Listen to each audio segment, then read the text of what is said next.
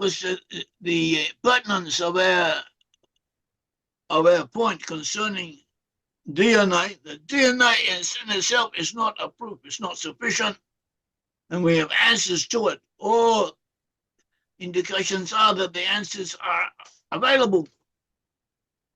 At all events, Judah, how do we know that Judah is Judah? That the Jews of today are the Jews of yesterday. The Jews always accepted converts. And the anti-Semites mention the Jews always, on the one hand, they're against the Jews of being antisocial or not accepting others. On the other hand, they claim the Jews did accept others.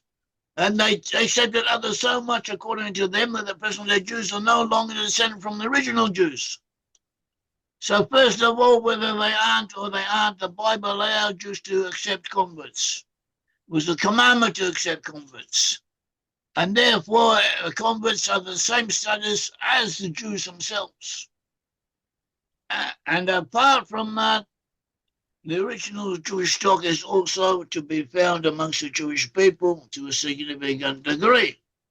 But even if that would not be the case, according to the Bible, it would be sufficient that they have kept the law.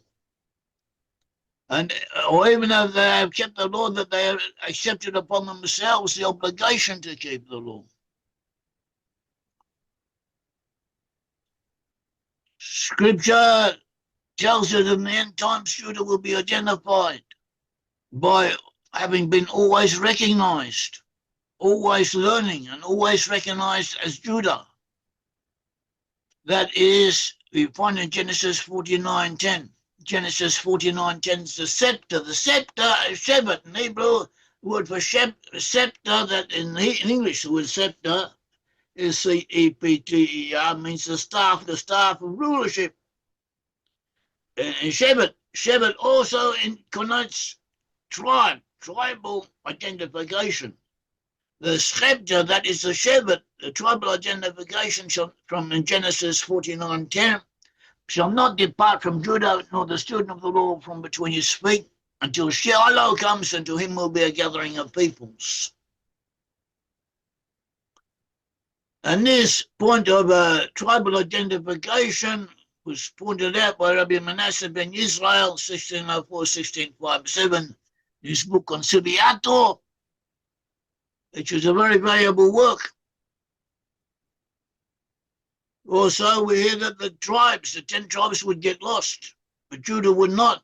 See Genesis 34:10, also Isaiah 24:3, 49:13-14. 49, Isaiah 49:21, Isaiah 1:18, Jeremiah 3:6-7.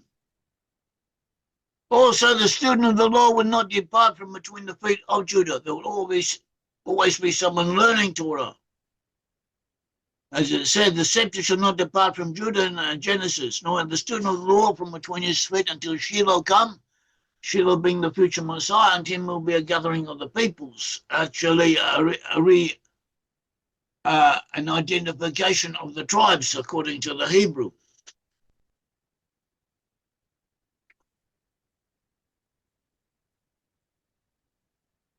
The Jews will have kept the law. See Psalm 69, Psalms 108:19, 108:90, Genesis 49:10, Zechariah 8:2-3. Also, the Jews will have kept the four fasts. See Zechariah 8:19. The Jews will have been persecuted. See Zechariah 1:15. Zechariah 8:13, Isaiah chapter 53, Isaiah 42:10, and Psalm 44:22. The Jews of Judah will be incorrectly known as Israel in the end times. That is the state of Israel. At this time, Israel is applied to the Jewish people. The Jewish people are only a portion of the Israelite nation. Most of the Israelite nation are to be found amongst the lost 10 tribes or amongst Western peoples. See Isaiah 48:1. In their places of exile, Judah will have been defenseless. The Jews, they are counted as sheep for the slaughter.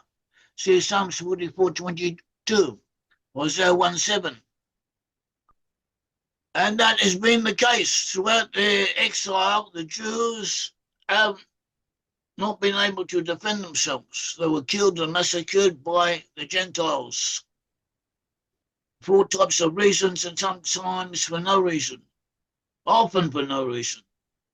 And even now, there's a love-hate attitude towards the Jews amongst many peoples. Even the friends of the Jews feel a certain resentment towards them for unspecified reasons.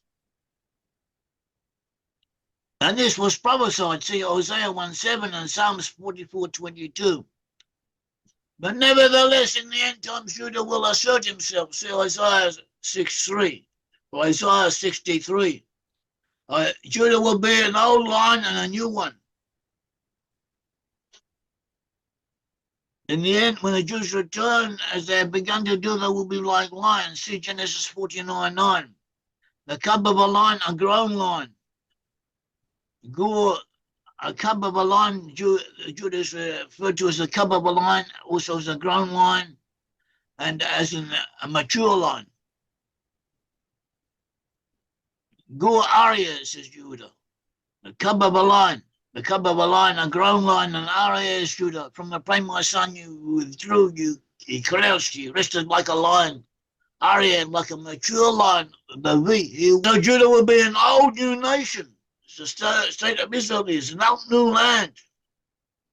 An old new nation, see Genesis 49:8-12. Also, the lineages of Levi and the house of David will be present amongst Judah. See Jeremiah 33:20-26. There are many Jews who are descended from the house of Levi. Also, there are quite a few descendants from the house of David. And just because they're descended from the house of David doesn't mean they're the Messiah, or that they have claims to be a Messiah. The Messiah is something different. The Messiah is similar to a prophet, and no one should claim to be the Messiah, because not until they have something close to prophetic inspiration and they can prove their case. Otherwise, they should not claim to be a Messiah. There used to be a joke that there are so many people in Jerusalem who believe they're a Messiah that they could form their own political party. But whatever the situation, there are amongst the Jews are descendants of David, and this is an indication that the Jews are Judah.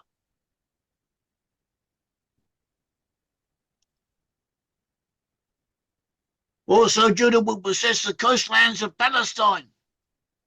That is the country of Israel. Zephaniah chapter 2. The promised land stretches from the Nile River, or some say from El Arish, another river closer to Israel. Doesn't matter, but from there up into the east, to the north, and up into the Euphrates River, which is a large region. But Judah will possess the coastlands. That is the region that the state of Israel now rules over. See Zephaniah chapter 2. So this too is an indicative factor concerning Judah. Judah will dwell in Jerusalem. See Zechariah 14:14. The Jews of Judah will return before the 10 tribes. See Micah 4:8, Hosea 6:10. But the 10 tribes have not come back. The 10 tribes have not been recognized. They don't know who they are. The Messiah will help, and also they will have the Messiah, son of Joseph, also help the 10 tribes know who they are. And they will return in their own time. But in the meantime, Judah is gone before them. That there were points concerning Judah being in amongst the Jews. Another point that we noted, that the student of the law from between his feet will not depart from Judah. Genesis 49:10 says that the student of the law from between his feet, also translated as the lawgiver. King James says the lawgiver, mochokech, which is closer to what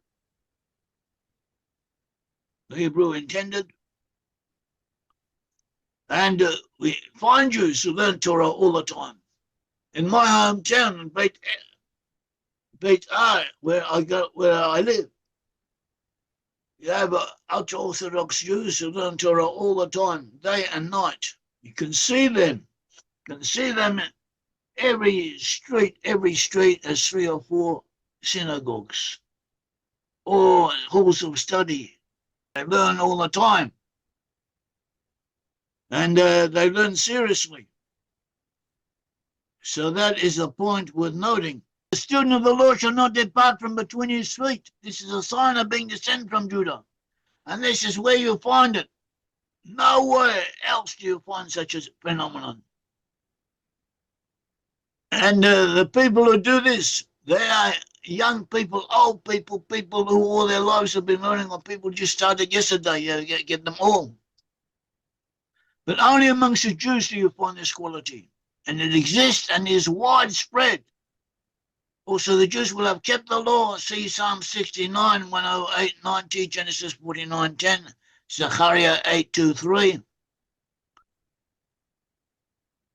And in the end times, it says in Zechariah 8, so said the Lord of hosts in those days, when 10 men of all the languages of the nation shall take hold of the skirt of a Jewish man, Ish Yehudi, saying, let us go with you. We have heard that God is with you.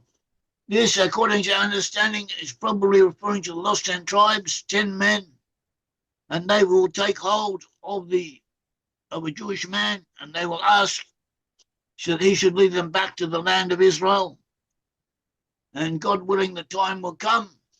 And in the meantime, we all do what we have to do. May Lord Almighty guide us.